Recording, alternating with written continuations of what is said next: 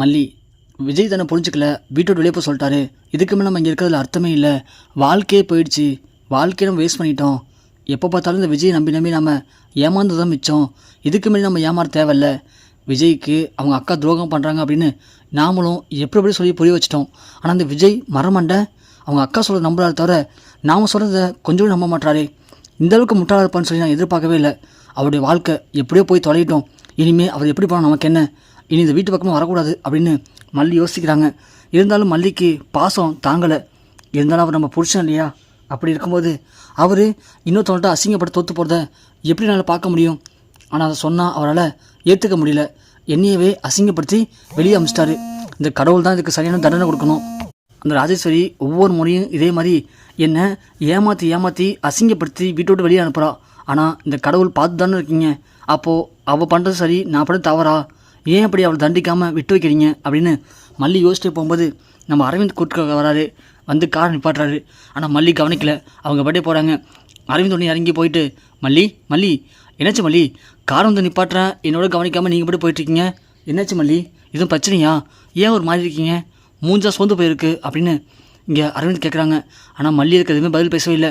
மல்லின்னு கேட்கும்போது மல்லி ஒன்று அரவிந்தை பார்த்துட்டு பயங்கரமாக ஃபீல் பண்ணி அழுகுறாங்க. அரவிந்த் ஒன்று, மல்லி என்னாச்சு மல்லி, ஏன் வரீங்க, என்ன பிரச்சனை இப்போது அப்படின்னு கேட்க நடந்த அதையும் சொல்கிறாங்க. அரவிந்த் ஒன்று, வாங்க மல்லி, நான் விஜய் சார்கிட்ட பேசுகிறேன், நான் பேசி புரிய வைக்கிறேன் விஜய் சாருக்கு, வாங்க மல்லின்னு கேட்கும்போது நம்ம மல்லி, இல்லை அரவிந்த், அவர் எதையுமே புரிஞ்சுக்க நிலைமை இல்லை. அவரை பொறுத்த வரைக்கும் இப்போது அவங்க அக்கா சொல்கிறது மட்டும் தான் எல்லாமே சரின்னு நினைக்கிறாரு. அவர்கிட்ட பேசுறது வேஸ்ட்டு அரவிந்த், விட்டுருங்க அப்படின்னு சொல்ல, சரி மல்லி, அன்னபுரி பெரியமா எங்கே அப்படின்னு கேட்கவும் அவங்க அடிப்பட்டு ஹாஸ்பிட்டலில் இருக்காங்கன்னு சொல்கிறாங்க. உடனே அரவிந்த், வாங்க போய் பார்க்கலாம் அப்படின்னு நீடா ஹாஸ்பிட்டலில் போகிறாங்க. போய் பார்த்ததும் என்னமாச்சு, யாரும் இப்படி பண்ணது அப்படின்னு கேட்க, வேறு யாருப்பா, எல்லாமே ராஜேஸ்வரி தான். அதை பற்றின உண்மையை ஒரு ஃபோனில் ரெக்கார்ட் பண்ணி அதை பென்ட்ரைவில் காப்பி பண்ணிட்டு போய் கோர்ட்டில் கொடுத்து அவளை பற்றின விஷயத்த விஜய் தம்பிட்ட சொல்லலான்ட்டு போனேன். அதுக்குள்ளே ஆளை வச்சு அடித்து அந்த பென்ட்ரைவையும் பண்ணிட்டு போயிட்டா. இப்போது என் பொண்ணு மல்லியவும் வீட்டோடு துரத்திட்டா. இவள் எவ்வளோ பெரிய மோசக்கடியாக இருக்கா.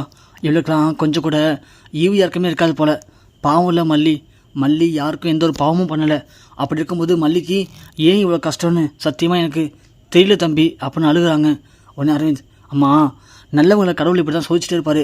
ஆனால் நல்லவங்க இதுக்காக சோர்ந்துடக்கூடாது, தொடர்ந்து போராடிட்டே இருக்கணும். அப்படி போராடினா மட்டும் தான் நம்ம ஜெயிக்க முடியும். இது நல்லவங்களுக்காக கடவுள் கொடுக்குற ஒரு அரிய வாய்ப்பு. அதே மாதிரி கெட்டவங்களுக்கு நிறையா கொடுப்பாருமா, கடைசி நேரத்தில் காலை வாரி விட்டுருவார். அந்த நாள் கண்டிப்பாக வரதான் போகுது. அவள் விஜய் சார் கண்டிப்பாக மல்லியை பற்றி புரிஞ்சுப்பாங்க அப்படின்னு சொல்கிறாங்க.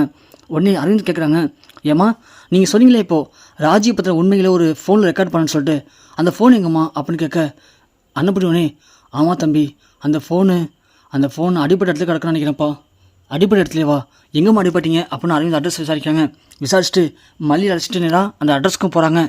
போய் அங்கே தேடுறாங்க. ஆனால் ஃபோன் கிடைக்கல. அப்போது அந்த கோர்ட்டில் இருக்க செக்யூரிட்டி வராரு. வந்ததும் இதுமாதிரி சொல்கிறாங்க. அவர் அப்புறம் அந்த ஃபோன் எடுத்து கொடுக்குறாரு. இந்த ஃபோன் பாருங்கம்மா அப்படின்னு. ஆமாம் சார், இந்த ஃபோன் தான் சார். இது எங்கே இருந்துச்சு? இல்லைம்மா, இங்கே கடந்துச்சு, ஒன்றும் ஆன் ஆகலையே, அதான் யாராவது தேடி வந்தால் கொடுக்கலான்னு கொண்டு போய் நாங்கள் வச்சுருந்தேன், ரொம்ப நன்றி சார் அப்படின்னு சொல்லிட்டு அந்த ஃபோன் எடுத்து போயிட்டு கடையில் கொடுக்குறாங்க. கடையில் கொடுத்தா டிஸ்பிளே போயிடுச்சுங்க, சரி பண்ணுறதுன்னு ஒரு நாள் ஆகும்னு சொல்கிறாங்க. சார் ப்ளீஸ் சார், நீங்கள் சரி பண்ணுறதுலாம் அப்புறம் பண்ணிக்கோங்க, எனக்கு இதில் இருக்கிற பேக்கப் மட்டும் வேணும், இதில் இருக்கிற வீடியோ மட்டும் எனக்கு வேணும் அப்படின்னு சொல்கிறாங்க. சரிங்க சார்னு சொல்லிட்டு அந்த கடைக்காரனும் கஷ்டப்பட்டு வீடியோ எடுத்து கொடுக்குறான். அந்த வீடியோவை ஒரு ஃபோனில் வச்சுக்கிட்டு அரவிந்த் நேரம் கிளம்பி ஆஃபீஸ் போகிறாரு. போனால் இங்கே மல்லியை பார்த்ததும் விஜய் கடுப்பாகிறாரு. இவள் யார் இப்போ இங்கே வர சொன்னது, எதுக்கிட்ட இப்போ நீங்கள் வந்திருக்க அப்படின்னு விஜய் கோவப்படுறாங்க. ஆனால் அரவிந்த் உடனே, சார் ப்ளீஸ் சார், கோவப்படாதீங்க சார், ஃபஸ்ட்டு நீங்கள் கோவப்படுறதுனால பாதிப்பு உங்களுக்கு தான் சார், நான் சொல்கிறது கேளுங்க, முதல்ல இந்த வீடியோவை பாருங்கள், பார்த்தீங்கன்னா உங்களுக்கு எல்லாம் புரியும் அப்படின்னு அரவிந்த் அந்த வீடியோ போட்டு காட்டுறாங்க. பார்த்தா அதை பார்க்க விஜய் செம்ம ஷாக்காக வர்றாரு.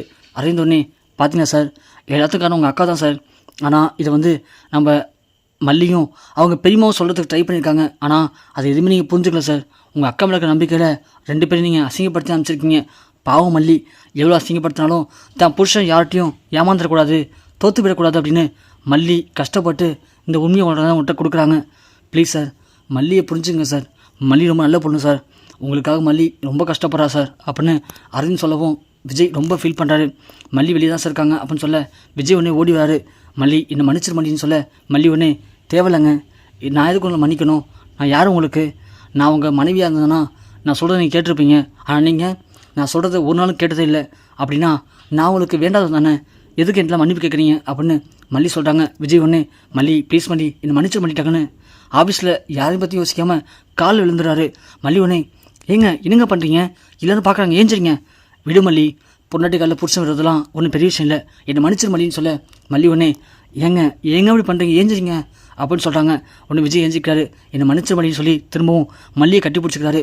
மல்லி ஒன்னே சரிங்க விடுங்கங்க, நான் எங்கே ஒன்று மன்னிக்க போகிறேன், நீங்கள் நல்லா இருக்குன்னு தாங்க நினைக்கிறேன், ஆனால் நீங்கள் தாங்க என்னை சரியாக புரிஞ்சுக்கல அப்படின்னு சொல்ல விஜய் ஒன்னே சாரி மல்லி, நான் இப்போ நல்லா புரிஞ்சுட்டேன் மல்லி, நீ யாருக்கு தான் தெரிஞ்சு போச்சு மல்லி, அவங்கள என் அக்காவா இல்லை என் அம்மாவை நினச்ச மல்லி, அதனால தான் அவங்க சொல்கிற எல்லாத்தையும் நம்புகிறேன், ஆனால் அவங்க எனக்கு இவ்வளோ பேர் துரோகத்தை பண்ணுவான்னு சொல்லி சத்தியமாக எதிர்பார்க்கல மல்லி, என்னை மன்னிச்சிரு மல்லி அப்படின்னு விஜய் கேட்குறாரு. ஏங்க போதுங்க, எத்தனை வாட்டி மன்னிப்பு கேட்பீங்க? இல்லை மல்லி, இந்த உலகத்தில் நான் எல்லாரையும் நல்லவன் நினச்சிட்ருக்கேன், ஆனால் யார் எனக்கு துரோகம் பண்ணுறான்னு சத்தியமாக என்னால் யோசிக்க முடியல, நீ மட்டும் இல்லைனா கண்டிப்பாக நான் என் வாழ்க்கை எப்படி இருக்கணும்னு என்னால் யோசிக்க முடியல மல்லி அப்படின்னு விஜய் பயங்கரமாக ஃபீல் பண்ணி அழுகுறாரு. மல்லி ஒன்னே ஏங்க நான் திரும்ப சொல்கிறேன்ல, நீங்கள் எத்தனை முறை வேணான்னு சொல்லி துரத்தி அடித்தாலும் நான் உங்களை விட்டும் வெண்பா விட்டும் போக மாட்டேங்க, ஏன்னா நீங்களும் வெண்பா தாங்க என் குடும்பம், அப்படி இருக்கும்போது என் குடும்பத்தை விட்டு நான் எங்கே போக போகிறேன் அப்படின்னு மல்லி சொல்லவும் திரும்ப விஜய் மல்லியை கட்டிப்பிடிச்சிட்டு பயங்கரமாக ஃபீல் பண்ணி அழுகுறாரு. என்னை மன்னிச்சிரு மல்லி அப்படின்னு மல்லிகிட்ட மன்னிப்பு கேட்குறாரு மனசார.